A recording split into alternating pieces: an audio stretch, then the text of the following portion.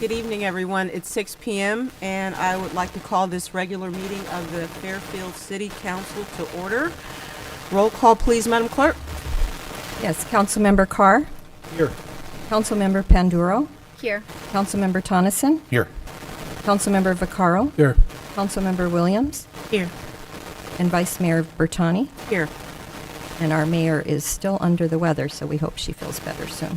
Thank you. For the Pledge of Allegiance, Councilmember Panduro, would you like to lead the Pledge of Allegiance this evening?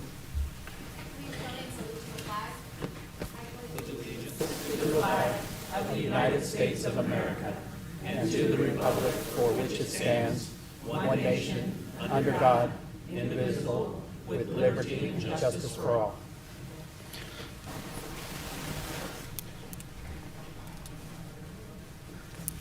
And we now turn to council reports. Councilmember Carr, would you like to report, please? Yes, Vice Mayor, thank you. First, I'd like to report my city tours are progressing. On May 25th, I got to travel around town with our construction managers and see the city's ongoing projects and talk about some upcoming projects as well. It was very insightful and interesting morning.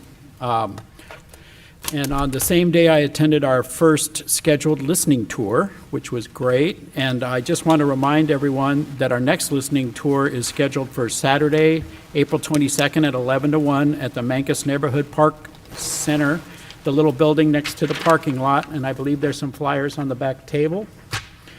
I did attend the Board of Directors meeting for the Fairfield-Suisun Sewer District on March 27th.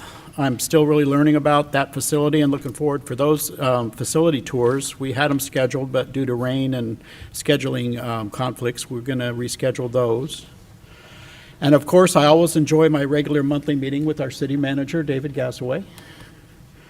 On March 30th, I attended the League of California Cities North Bay General Membership meeting and got to talk with our colleagues here on the dais and with our Assemblywoman, Lori Wilson. And then I was really honored to be able to attend the Operation Homecoming 50th anniversary ceremony out at Travis Air Force Base this last Friday.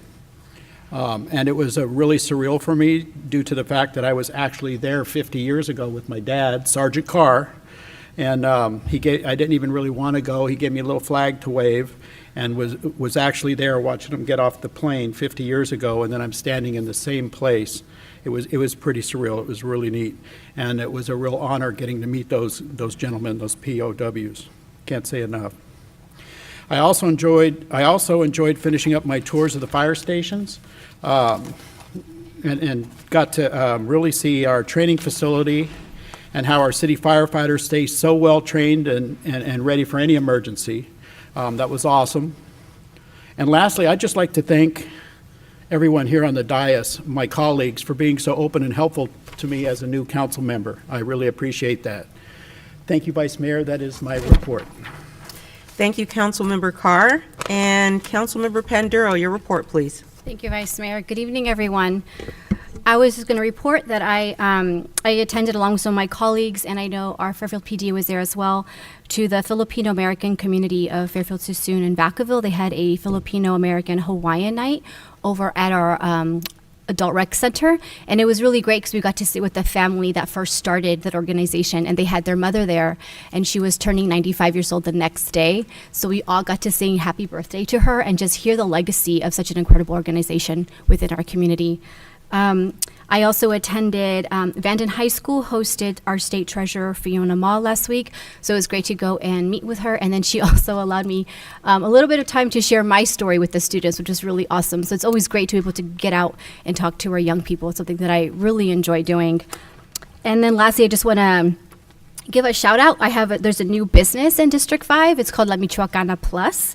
And it just opened this weekend, and it's at 2121 North Texas, I think where the Baskin Robbins used to be. And so if you enjoy all different types of ice cream and paletas or Mexican popsicles and different treats, that is the place to go. I'm looking forward to going myself and checking them out. And that is all. Thank you, Vice Mayor. Thank you, Councilmember Panduro. Councilmember Vaccaro, please.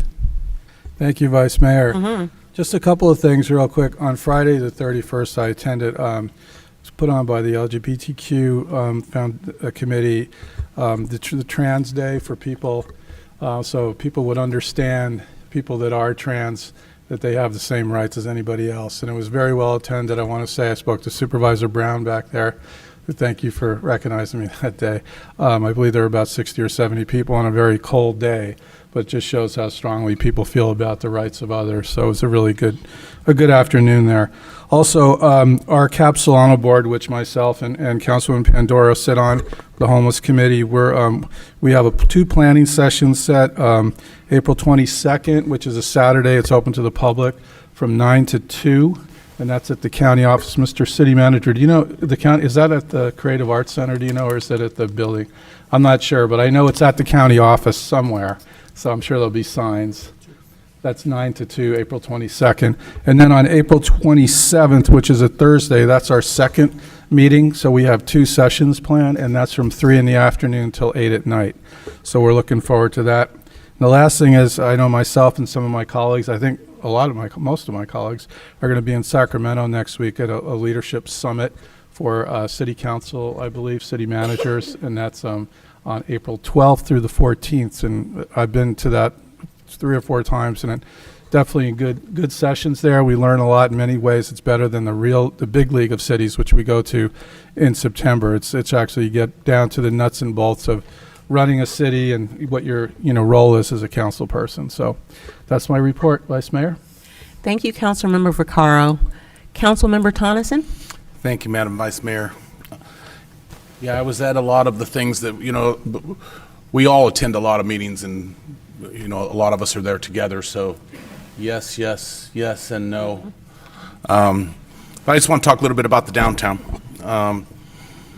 There's some new restaurants coming into town. I think 2 or 3 are coming into town soon. I'll release more information on that later. But things are happening downtown. The program for the facades is really taking off, and a lot of the downtown businesses are taking full advantage of that. It's a more than a match program for the facades.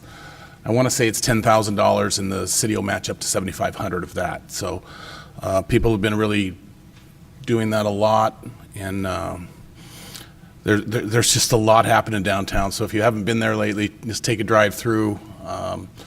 You won't hit all the green lights or red lights because there aren't any anymore. So, but check it out. That's all for me, Madam Vice Mayor. Sorry. Thank you, Councilmember Tonneson. Councilmember Williams, please. Thank you, Vice Mayor.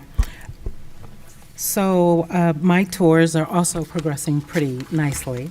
I was able to meet with the Fairfield FAST, that's our transportation system, and met with the director, Diane Feinstein, the lady with the cool name, and we talked about ridership, and making all the buses electric, and a on-demand bus van service that's going to be piloted in Cordelia and Green Valley first. So that's going to be really exciting, and I believe that's going to be launched this year. Also, I met with surrounding traffic congestion. I met with Public Works and the traffic engineering team. And of course, those of us that live in Green Valley and Cordelia, traffic is on the top of our mind. But to be able to meet with these 2 departments and really have them break down what is going on with traffic congestion, the fact that they hear us, they understand what is happening. There are plans that that are happening, being laid out, that will impact us soon. If on Red Top Road, we looked at the stretch of land where that's going from 2 to 4, and that's going to lighten up traffic a lot at Rodriguez. The traffic is going to be redirected. A pickup and drop-off is going to be located differently. So there are plans to make traffic congestion lighter and better for us. So to meet with them and to and have them talk to me specifically about District 1 and traffic congestion was really wonderful. Finally, Mayor Moy asked me to speak on her behalf at the Tuskegee Airmen at a commemoration at the Travis Air Force Base. So it was my first speech as a city council woman. That was pretty exciting. And also, I had my speech written for me for the first time. Like, how does that happen? As a candidate, you write your own speeches. And so, and then for it to be in such a amazing place, Travis Air Force Base, that lifts Fairfield at such a historic event was all just highlights of my month. Thank you, colleagues. Thank you, Councilmember Williams. And I will just report very quickly. Number one, I reiterate the comments that were already made about the listening tour. It was great over at Bethel Community Church. And I thank our police chief and fire chief and all of our staff who showed up. It was very well attended. And I think we actually really got some problems solved right there in the meeting. So I encourage everyone to attend our next meeting, which Councilman Carr has already said is April 22nd from 11 to 1 at Mancus Neighborhood Park Center. And I want to remind everyone that we will be having a National Day of Prayer, and you're all invited to join us here in the City Council chambers on May the 4th from 12 p.m. to 1 p.m. And the Clergy Action Network, Fairfield CAN, is celebrating 2 years of service. This May 23rd, we will be hosting a lunch over at Paradise Valley on May 23rd from 12 to 1:30, just to celebrate the years of service, 2 years so far and going strong. I'm very proud of the work of the Clergy Action Network. And speaking of that work, just a reminder that the Fairfield CAN, the Solano County Black Chamber of Commerce, the City of Fairfield, and others will be hosting our second annual Juneteenth event at the Solano Annex, the Solano Lawn, on Saturday, June 17th, all day. We already have maxed out on our vendors. We've got our performers together, and it is going to be a wonderful event. So please mark your calendars for Saturday, June 17th for our second annual Juneteenth festival. And that is my report. Mr. City Manager, your report, please. Yeah, just one thing, as if Saturday, April 22nd is not busy enough already. Just a reminder to everyone that that's also our second Blues, Brews, and Barbecue Festival in downtown Fairfield from 12 to 4 p.m. At the county lawn at the corner of Texas and Jefferson. Tickets are on sale right now. Admission to the event is $10 prior to the event, or $15 day of the event at the door. There's also the barbecue cook-off, which is really the feature of the event. We're still have applications open, so if you want to come and show off your barbecue skills, please do take a look. The deadline for registering for that part of it is April 6th at 5 p.m., which would be this Thursday. And then there will be live music, and we've partnered with the Fairfield Sassoon Chamber of Commerce and Budweiser for beer and wine to be sold by the glass. April 22nd. Hope to see everybody out there. That's my report. Thank you. Are there any changes to the agenda? No, ma'am.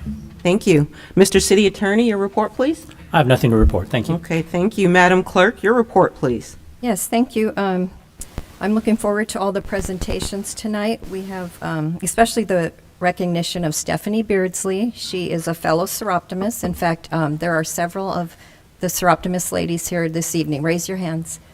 This is my club. And she's going to be recognized for her work with PALS Girls Circle.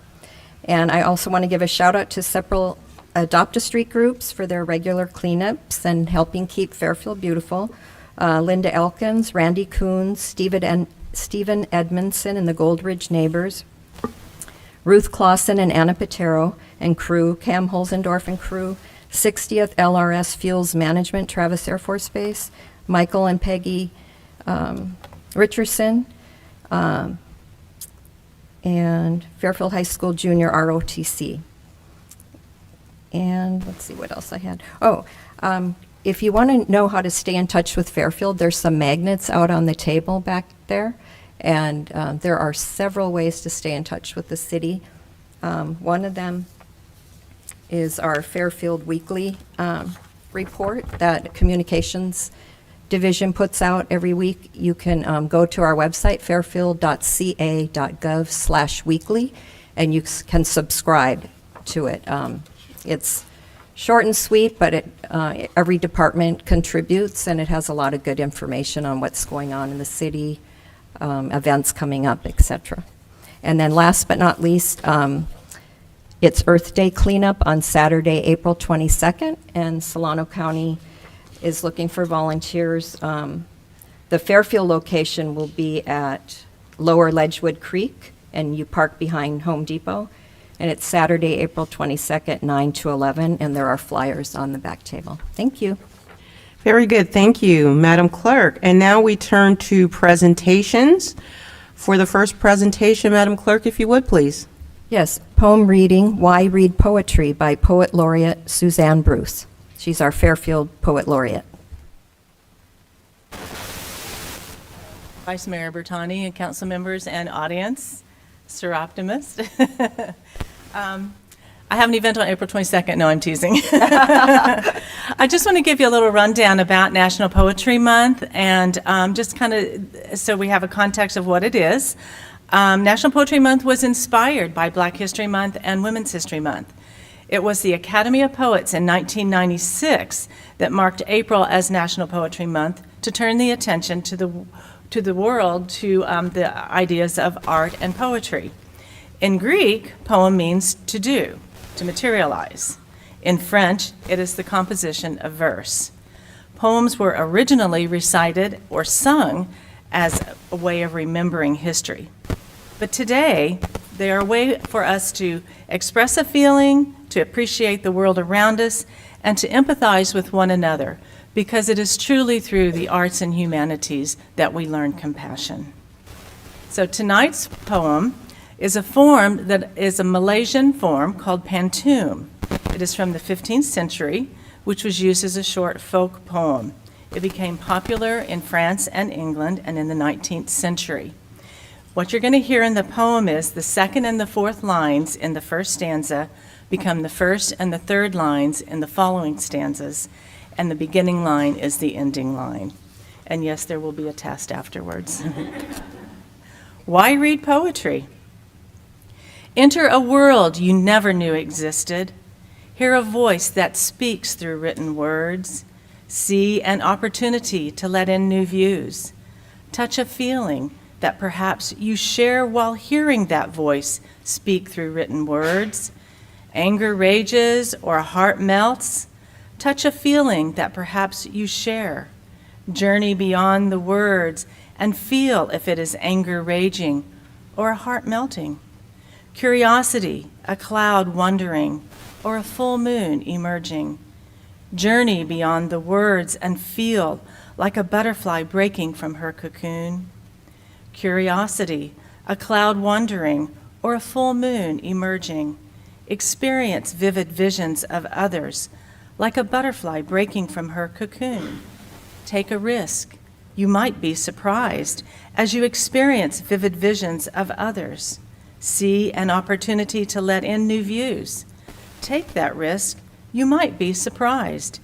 Enter a world you never knew existed. That's why you read poetry. Thank you. Thank you. Beautiful. Madam Clerk, our next presentation, Yes, please. proclamation declaring National Poetry Month, presented by Councilmember Kay Patrice Williams to Poet Laureate Suzanne Bruce.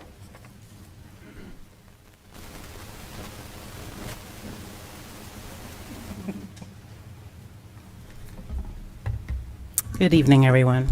I'm here to present Suzanne Bruce, our Poet Laureate, this National Poetry Month for April 2023. Whereas in 1996, the Academy of American Poets established the month of April as National Poetry Month, and whereas National Poetry Month seeks to highlight the extraordinary legacy of ongoing achievement of American poets, introduce Americans to the pleasures and benefits of reading poetry, bring poets and poetry to the public in immediate and innovative ways, and make poetry a part of our children's education. And whereas, under the leadership and direction of the Academy of American Poets, National Poetry Month is now the largest literary celebration in the world. And whereas the theme for National Poetry Month 2023 is joy, which is an opportunity to celebrate the expressiveness, delight, and pure charm of poetry. It is a special occasion that reminds us of the integral role of poets and poetry in our cultures. Poetry helps us appreciate the world around us and empathize with one another. And whereas poetry is an essential part of the arts and humanities and affects every aspect of the life in America today, including education, the economy, community, pride, and development. And whereas poetry has produced some of the nation's leading creative artists and has inspired other artists in fields such as music, theater, film, dance, and the visual arts. Now, therefore, I, Catherine Cat Moy, Mayor of Fairfield, do hereby proclaim April 2023 as National Poetry Month in the city of Fairfield. And Mayor calls upon public officials, educators, librarians, and the citizens of Fairfield to celebrate the cultural richness of our community has to offer and to recognize the important role poetry plays in our lives. I'm happy to present this to Suzanne. Suzanne, you are everything this proclamation says. Thank you.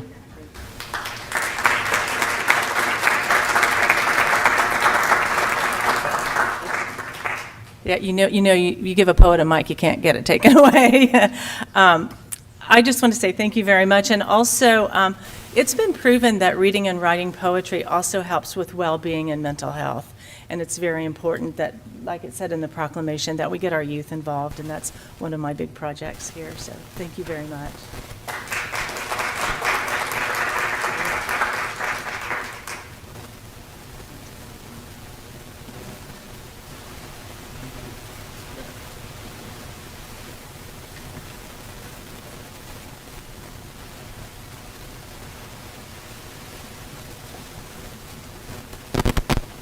Okay, thank you.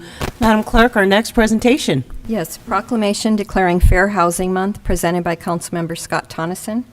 And the recipient, Yeah. I'm sorry, Yep. I skipped ahead. Here we go. Proclamation declaring Education and Sharing Day presented by Councilmember Rick Vaccaro. And Rabbi Zaklos actually accepted the proclamation in person on Friday because he wanted it to share with his congregation on Sunday, but we wanted Rick to still read it as a former educator. Thank you. Thank you, Madam Clerk. So, Education and Sharing Day, April 2nd, 2023. Whereas the basis for the continuity of any society is education, and in the city of Fairfield, the education of our youth is a priority. And whereas in order to achieve its highest goals, education must not only impart knowledge, but also teach the students how to live, form, and strengthen their moral character to make a better life for themselves as individuals and for society as a whole. Impart moral and ethical values that have been the bedrock of society since the dawn of civilization, including the values known as the Seven Noahide Laws. And whereas a global spiritual leader and leading advocate for the advancement of education, the Rebbe Rabbi Menachem M. Schneerson of righteous memory, stressed that a moral and ethical education empowers every individual to develop their full potential in making the world a better place. And whereas such an education can nurture the unity of diverse peoples through encouraging increased acts of goodness and kindness, imbued with the awareness that even a single positive act of an individual can change the world and usher in an era of global peace, when there will be peace within your walls, serenity within your mansions, Psalms 122. And whereas Education and Sharing Day is observed each year on the Rebbe's birthday in recognition of his outstanding and lasting contributions toward the improvement of education, morality, and acts of charity around the world.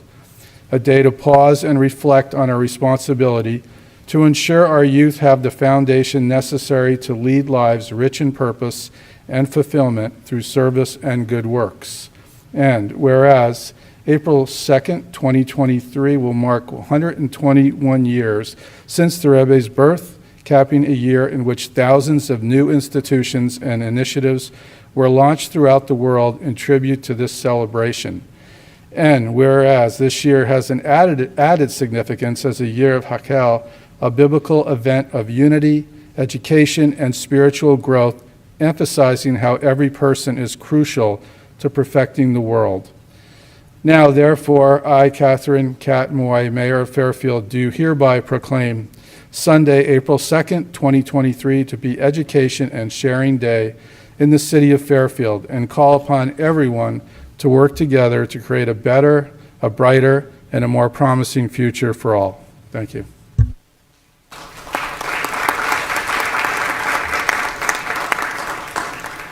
Thank you. And our next presentation, please, Madam Clerk. Yes, now we have item 4, proclamation declaring Fair Housing Month, presented by Councilmember Scott Tonneson to Adriana Ames, Director of Education for the Fair Housing Advocates of Northern California, and she's going to be on Zoom. Want me to wait for her to come on? Let's give it a minute. Okay. Hi, everybody. Can you hear me? Yes. Well, thank you. This is Fair Housing Month, April of 2023. Whereas the City of Fairfield celebrates the month of April as the anniversary of the establishment of the Fair Housing Act. This act outlines a national policy of fair housing for all individuals who live in the United States. And whereas the Fair Housing Act protects individuals from discrimination based on race, color, sex, disability, religion, family status, and national origin. And whereas the City of Fairfield also prohibits discrimination against renting or buying a home, receiving a mortgage, seeking housing assistance, or engaging in other housing-related activities. And whereas the fair housing is essential to the ethical commitment of the City of Fairfield and is crucial to serving our community. Therefore, we recognize April as Fair Housing Month and promote an inclusive community devoted to fair housing. Therefore, I, Catherine Cat Moy, Mayor of Fairfield, do hereby proclaim the month of April 2023 as Fair Housing Month and urge all residents of our community to personally adopt the spirit of equal housing opportunity and adhere to the letter and character of the fair housing laws. Thank you.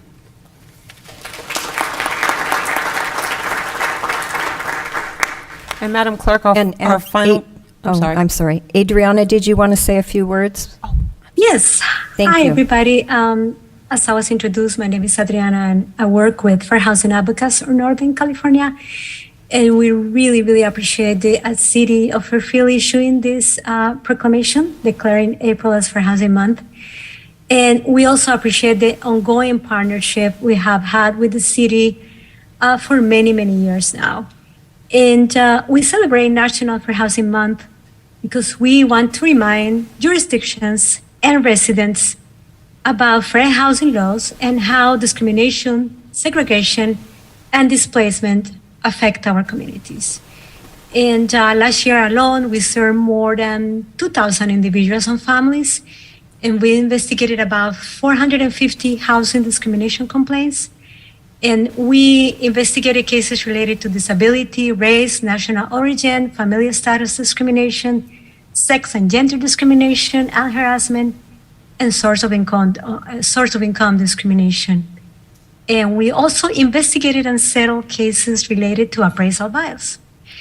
And I want to invite you to attend our upcoming Fair Housing Conference. And it's not on April 22nd, but the day before, April 21st. It's going to be held via Zoom. And we're going to have very informative sessions on appraisal and source of income discrimination, affirmative fathering, fair housing policies, and on reparations. And I really hope all of you can join us.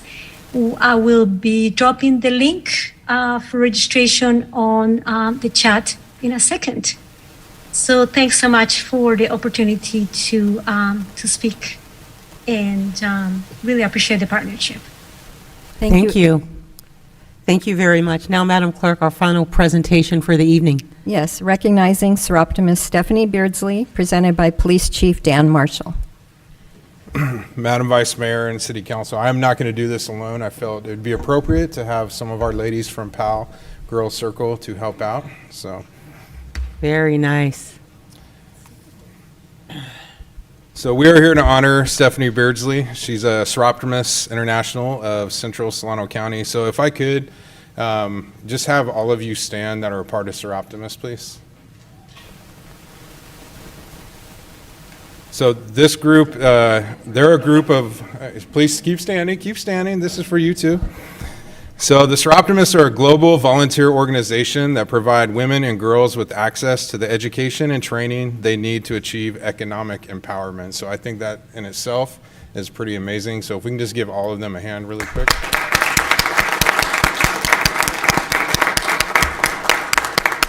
So now for our superstar. We opened PAL back in 2008, and when we started it, it was really about athletics and a homework center. And what we soon realized is that we had to expand our recreation programming to include social and emotional skill building, as we ended up dealing with a lot of challenges with some of those issues in the beginning. So the Seroptimists, led by Stephanie, they were our first official partnership. We started with a program called the Prom Closet, and this grew to a weekly program. I have two girls. I didn't realize how important a prom closet was, but so it was pretty amazing, and we had to start finding room to put dresses and clothes and everything else in, so it was a pretty amazing program. So since 2012, Stephanie has organized the Seroptimist support of the Girls Circle program at PAL. And so the Girls Circle model is a structured support group for girls and youth who identify with female development. It integrates rational theory, resiliency practices, and skills training in a specific format designed to increase positive connection, personal and collective strengths, and competence. So Stephanie created the original grant that purchased the curriculum and covered the cost of training and certification. Since 2012, Stephanie has coordinated weekly, repeat that, weekly, since 2012, dinner drop-offs with different members of the local Seroptimist Club to ensure that the girls in the program were able to focus on their feelings and goals and not a growling stomach. Thank you. She worked with the club to create a special tile necklaces each girl receives when they successfully complete a circle, working with members to design just the right tile. During COVID, when programming went online, and obviously it impacted school and all these young students, Stephanie was instrumental in coordinating our PAL parade of cars to deliver supply bags so that girls could still participate from home. As the Girls Circle program grew, Stephanie lent her understanding of how to get into college to help design a life-size game of life to help students consider all their options after high school. Stephanie hosted room makeover events to help create special chairs for girls to sit in the circle with a paint day to spruce up the room at PAL dedicated to the program. This was pretty neat because if you walked into PAL and it was just a regular type classroom, when you walked into their room, it was not a regular classroom. So it was very special. She's been a constant and unwavering supporter of the girls who attend PAL. She regularly looks for new programs or opportunities they might enjoy. When we didn't have a live model of a program that we could share, we had Stephanie, who was able to see the potential of what PAL could provide girls in our community. She understood the need and provided the leadership and support necessary to allow us to offer a program that can meet the girls where they are, and never lost sight of their potential and believed in their value as members of our community. So we are presenting a few things to you. The first thing is we'll have the girls present. It is a picture with all of their hands in a heart.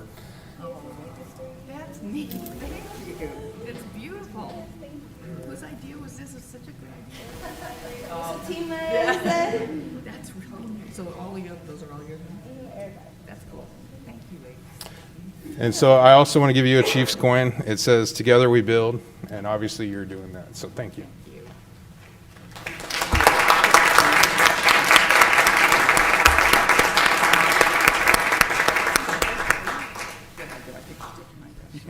Here, let me get on this side, so I will. Are we all in? Can we get Heather real quick? Oh, yeah, Heather, come on down. Is Fatima in here still? Fatima's still here? There she comes. Here you go. Get in here, Fatima.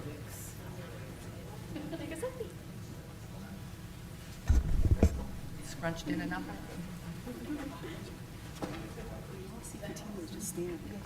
Could you call her name? Let's see, you're supposed to be in a picture. Yeah.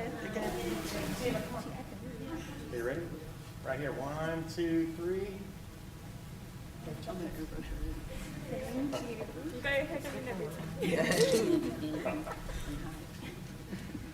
1, 2,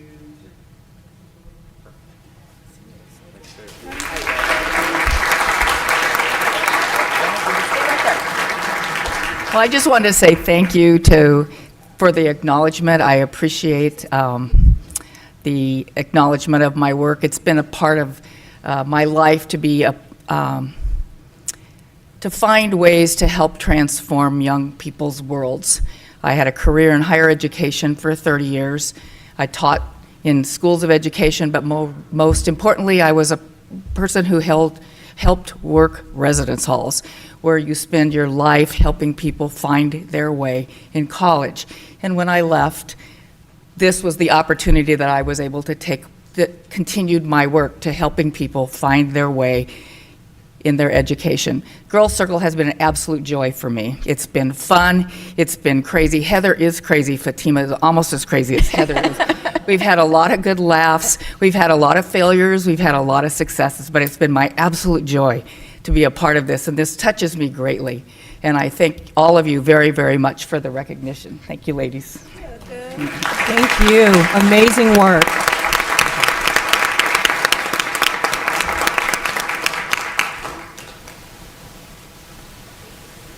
I'll carry this.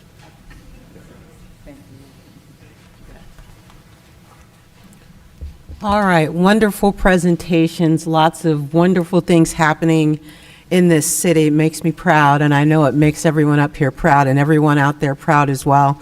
So now we turn to public comments. Madam Clerk? Yes.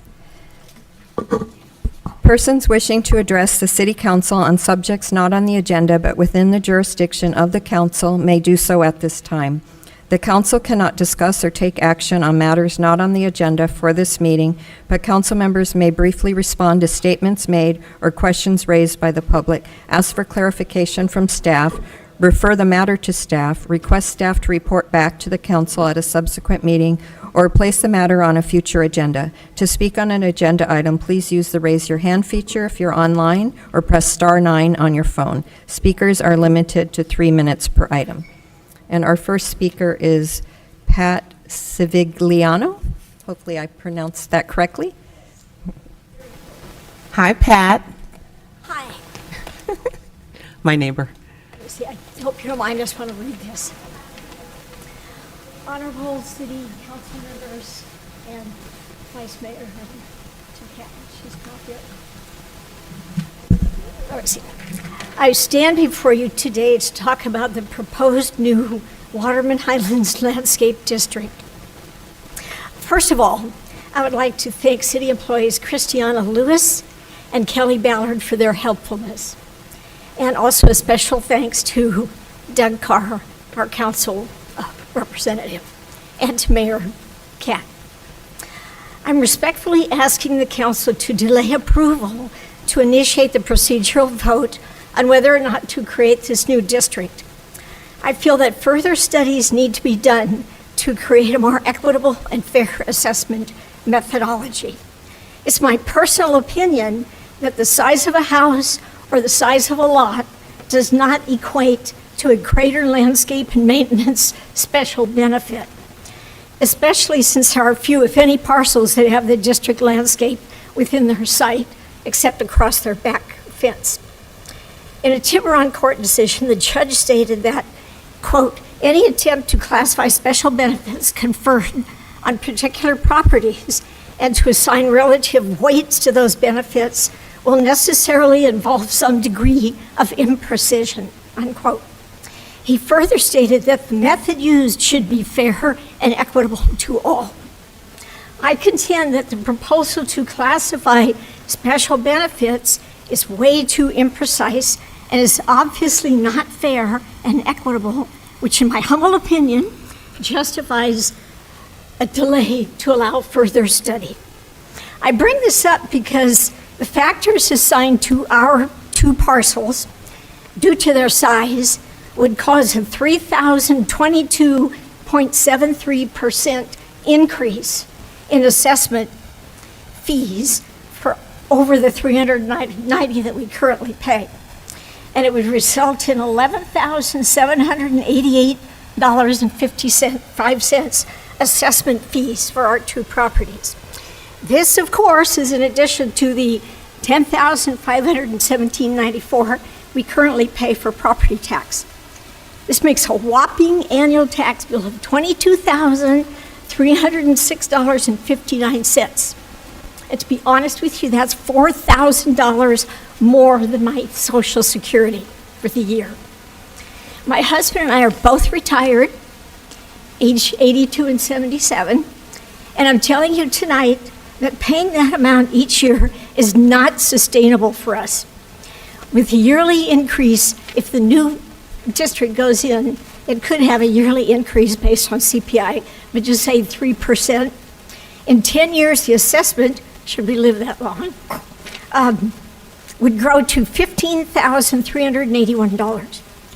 Honestly, it would wipe out our retirement savings and everything we've worked hard for all of our lives. I'm asking for this delay, not only for myself, but also for the other parcel owners who I've talked to. I'm going to all the 255 houses and finding out how they feel. They're not happy either. The lowest parcel increase would be 219% increase, and the highest around 2,689. Not my property, mine's more. So I'm asking you to please delay approval until a more equitable methodology can be found. Thank you. Thank you. Our next speaker is Monica Brown.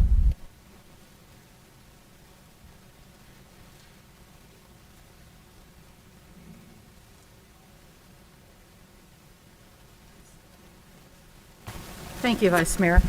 As a supervisor, I want to thank the city for helping out in Cordelia and making sure we get that pipeline done so Benicia has water and that Lopes and 680 open up, so if we have to escape, we have another place to go. But the other reason that I'm here tonight is that SNAP, which is the Supplemental Nutrition Assistance Program, known as food stamps or CalFresh. The eligibility and benefits were modified due to the COVID-19 pandemic. The emergency measures have ended. For example, if a three-person family with a monthly income of $1,920, which is below the 130% poverty line, gives them, because they're going to increase it, $2,495. And the reason I'm bringing this up is that we are very fortunate this year that kids are getting free lunch and free breakfast. But what happens after Friday till Monday? So there is a program, and it is called, I'm looking at my notes, sorry, called End 68 Hours of Hunger in This Country. Now, in 2021, 11.2% of the children living in poverty live in Solano County. The federal poverty guideline in 2016 meant that 9.9% of the poverty rate in Solano County. So in other words, we have a lot of kids that are not going to get fed because apparently, because there's not a lot of money in the budget at the moment, there's a good chance that the free lunch, free breakfast program will go.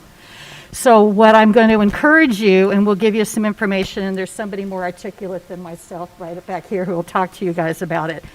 But to end hunger, what we're looking at is people to help. So there's a place to sign up for the Fairfield Sassoon School District, 707-592-0595. We're looking for people to volunteer while we make bags. We're looking for, like as you guys know, because you're an elected official, money, so that we can have the money to take care of our kids. It's important. We have a lot of kids that live in poverty, all of us. And the reason I brought up my drink is that when we were getting the pandemic money, each kid was getting $6 a day. That's it. That's all they got. That's what this cost. This would be your meal. That's it. And so we have to make sure that all of our kids are fed. So I'm here to talk about that a little bit. Again, I have somebody who's much more articulate than myself. But we have got to figure out how to make sure our kids get fed, not only free the next fiscal year, the school year, with breakfast and lunch, but that they have food over the weekend. This is nothing new. You guys know that. Rick taught school. I've taught school. This is nothing new. You guys see it out there. But what can we do together? It's got to get better, guys. We know the poverty is getting worse. The have-nots, and that's as far as I'm concerned, that's what's going to happen. The have-nots are going to say, we're tired. We're tired of not having a place to live. We're tired of not having heat. We're tired of our kids always being hungry. So let's work together. Let's see what we can do. Thank you. Thank you, Supervisor Brown. And our next speaker is Caroline Villarreal.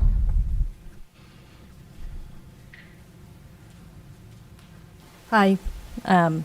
Thank you for allowing me to speak. Basically, I'm here to speak about the End 68 Hours of Hunger. It is a not-for-profit organization nationwide. It was started on the East Coast. Vacaville and Fairfield have a chapter, the only chapter in California. Okay? Food insecurity is an invisible problem that people try not to see, but as Supervisor Brown said, there is an adequate number of children that go hungry. Studies show that if they're hungry, they can't study, they can't concentrate. So what this group is strictly run by volunteers. I've got volunteers here. And then we also have school volunteers, community liaisons that are part of the program. We have a chapter in Vacaville that was started in 2013 by volunteers from Genentech. They provide food for the Vacaville Unified School District, and they just opened up Dixon Unified School District. They have 5 schools that go to the center at one of the churches, pick up the food. We have volunteers on Thursdays, pack the food, get the food to the children by Friday morning so that they have food for the weekend. So the whole goal of the End 68 Hours of Hunger is to provide food for them on Friday after lunch through Sunday until they get breakfast on Monday morning at school. So what we're looking for is all completely run by volunteers. We have some grant money that we're able to buy the non-perishable goods for the kids. It's about $10 a bag of food. They get macaroni and cheese, top ramen, fruit cups, oatmeal, cereal, things to carry them through the weekend. There is a website if you want to look at it, www.end68hoursofhunger.org. It is a 501c3 company that's run strictly by volunteers, no salaries. And Supervisor Brown asked that we come to speak to let you know that we have the need. We are trying to, right now we're feeding 200 kids a week in Fairfield Sassoon Unified School District. Olga Perez is from David, where they get 100 bags of food weekly at her school. And then since spring break is next week, we're going to be packing 400 bags of food tomorrow at the Salvation Army since the schools are out on Friday. So what we're asking for is help from the city We're getting requests from Sassoon schools that want to participate. Travis Unified School District wants to participate. But as we start to grow from 200 bags of food a week and more, we're going to need some help with funding. So hopefully you can assist or guide us to where we can look for some money to help feed these children. Thank you. Thank you. Our last speaker is Amy. Excuse me. Oh, sorry. Councilwoman Panduro, did you have a question? Thank you, Carolyn. Can you just share what time you guys are volunteering or need volunteers for tomorrow? Because I know I got the information through Rotary. Yes. Typically, we pack on Thursdays at 2, but tomorrow we pack at the Salvation Army Croc Center. They've allowed us a place to do that. So tomorrow at 1 o'clock, if you want to be there, because I know Jerry, your president, has come and assisted us as well. We have a lot of people from the Kiwanis Club as well, and volunteers from the community that just come out for an hour and a half to pack food for the kids. Thank you. Thank you. Our last speaker is Amy Tran.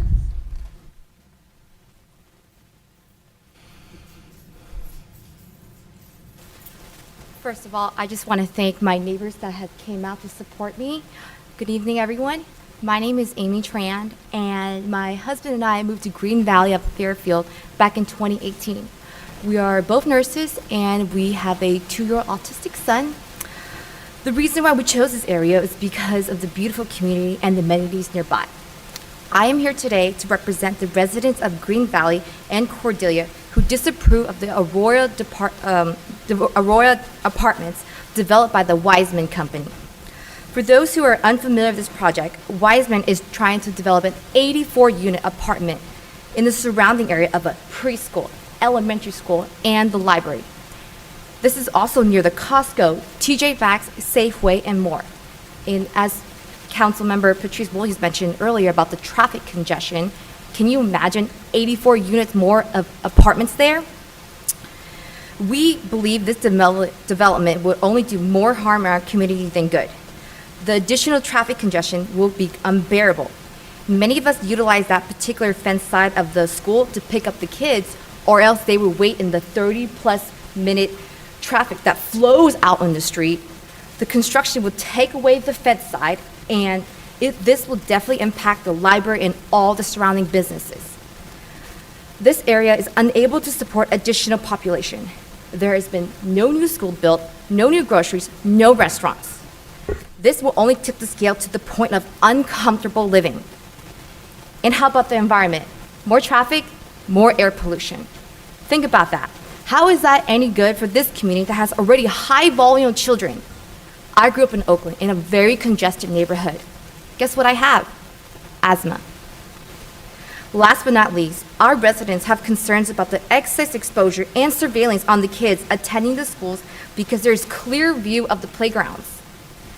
There has been so many school shootings and car accidents across states. For those who have kids, I'm sure you understand.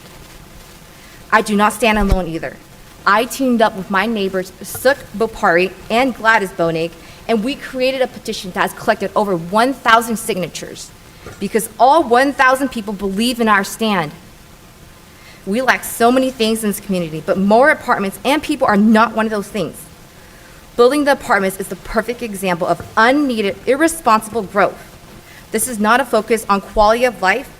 We need responsible growth that will benefit the current residents. So here I am today asking you for help. Please put the needs of the community first. Thank you for listening to me. Thank you. Did anyone else wish to speak on public comment?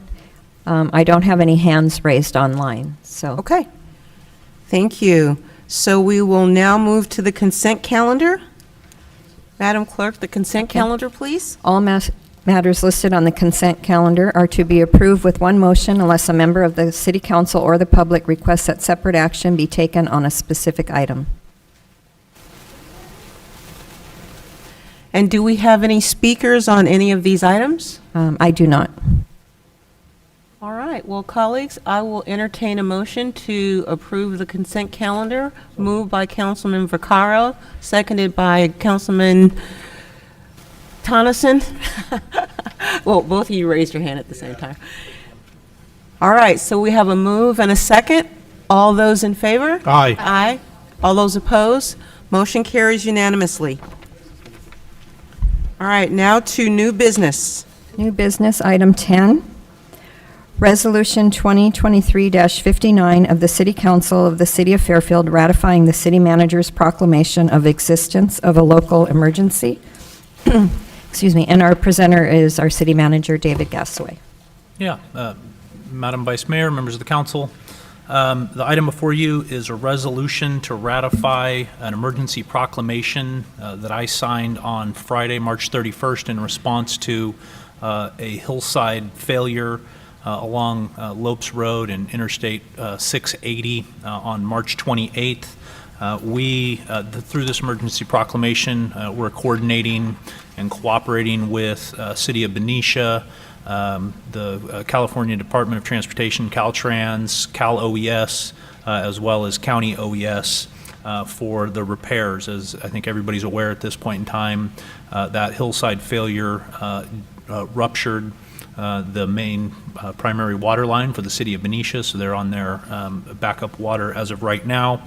And so pursuant to state law and our municipal code, council is required to ratify the emergency declaration within 7 days, so we're within that timeline. I want to read real quick. We did receive a message earlier from the interim city manager of Benicia. Their council meeting is actually right now as well, so they couldn't have anybody here to speak, but they did want just to send a quick message that they couldn't make it tonight, unfortunately, because of their council meeting, but that they are contemplating the same item. So they also made the same emergency declaration.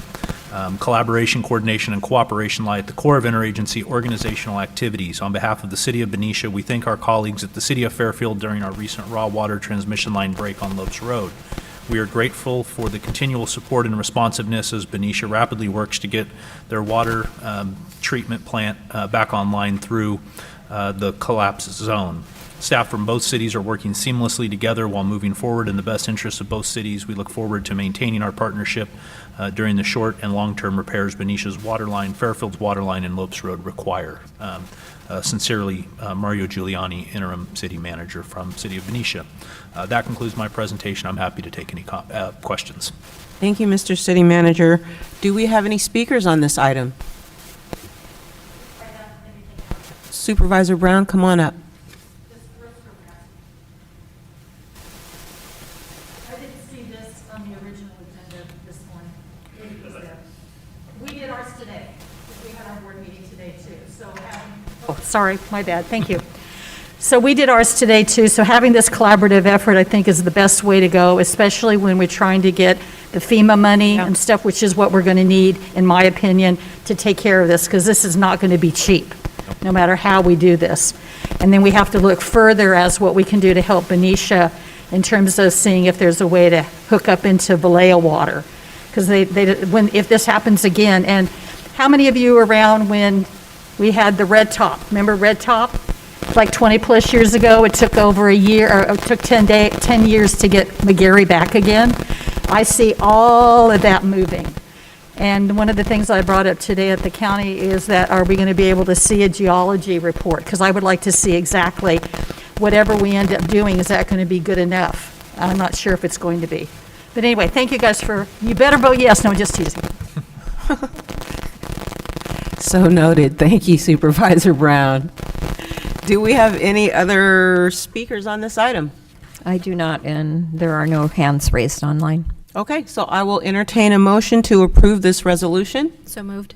So moved by Councilwoman Panduro, seconded by Councilman Vaccaro. All those in favor? Aye. Aye. All those opposed? Motion carries unanimously. And our Thank you. final item, public hearing. and first reading and introduction of ordinance 2023-08 of the City Council of the City of Fairfield, amending Section 25E of Chapter 10E of the Municipal Code, also known as Commercial Cannabis Businesses, to allow curbside delivery at licensed storefront cannabis retailers. And our presenter is Dave Feinstein, Interim Community Development Director. Good evening, Madam Vice Mayor, members of the council. I'm Dave Feinstein, your Interim Community Development Director. So the final item on your agenda tonight is a proposed change in the city's cannabis regulations to allow our local cannabis retailers to offer curbside delivery at their stores. So a little bit of background, as I think most of you know, several years ago, the city enacted regulations to allow retail cannabis sales in the city, and 2 businesses have complied with all the regulations and have opened here in Fairfield. The regulations that we adopted were intended to either comply with state law or to implement state law and state regulations regarding cannabis. The overarching regulatory environment for cannabis is set by the state, by the Department of Cannabis Control. And the regulations that the state until very recently had essentially precluded curbside delivery. The regulations said no cannabis goods shall be sold and or delivered by any means to a person within a motor vehicle. And as we all can remember, even still today, but with the COVID emergency, many of us, when you'd go to the store, you'd pull up, you'd already have ordered, and they'd deliver the products out to you, and that was curbside delivery. Well, state regulations precluded that. During the COVID emergency, however, the state relaxed that rule temporarily and did allow curbside delivery for cannabis retailers. And last year, as the emergency was receding, Department of Cannabis Control looked at that regulation there and evaluated it to determine, did we have any problems with curbside delivery? And DCC concluded that no, there really weren't any problems. We should probably allow curbside delivery. So late last year, the state changed that regulation. They struck that from the state's cannabis rules. And in its place, they put a new regulation that explicitly allows curbside delivery at cannabis retailers. Specifically, they allow it to customers who are in a vehicle parked immediately outside the retail premises. So you can't be in a neighborhood street and get it in your car or somewhere else. You have to be right there at the business. And it has to be under video surveillance. And the state has explicit regulations for how that video surveillance is to occur. So the state regulations changed to now allow for curbside delivery. The city's regulations, however, do not allow it. And that second sentence in that section of our code says cannabis goods shall not be sold and or delivered to any persons within a motor vehicle. So that's not consistent with state law, state regulations, and the general environment we have now where lots of people do come up, they've ordered, and they want to have things delivered to them in their car outside the business. So staff, in light of the change in state law, and several weeks ago you did hear from one of our retailers talking on this item during public comments, staff is proposing a change to this particular regulation to add a clause at the very end that says, it still says you can't deliver to any persons within a motor vehicle except for curbside delivery in a manner consistent essentially with state regulations. So with that, staff, I will conclude my presentation. Staff's recommending that you hold a public hearing on this change to the ordinance tonight, that you waive full reading and introduce ordinance 2023-08. Happy to take any questions. Thank you. Madam Clerk, do we have any speakers on this item? I do not. All right. So I will, let me open the public hearing, and anyone wishing to speak now, please do so. And seeing no speakers, I will close the public hearing and entertain a motion on the ordinance. I'll make that motion. All right, we have Councilman Tonneson made the motion, Councilman Vaccaro seconded the motion. All in favor? Aye. Aye. Aye. All opposed? All right, unanimous. The ordinance will be duly amended. Mr. City Attorney, you're looking at me like I need to be doing something else. No, sorry. Am I okay? I was just looking at you, sorry. Oh, okay, all right, I didn't miss anything. All right, I don't believe that we have any further business before this city council, and I will adjourn the city council meeting and wish everyone a very nice evening. Thank you, everyone.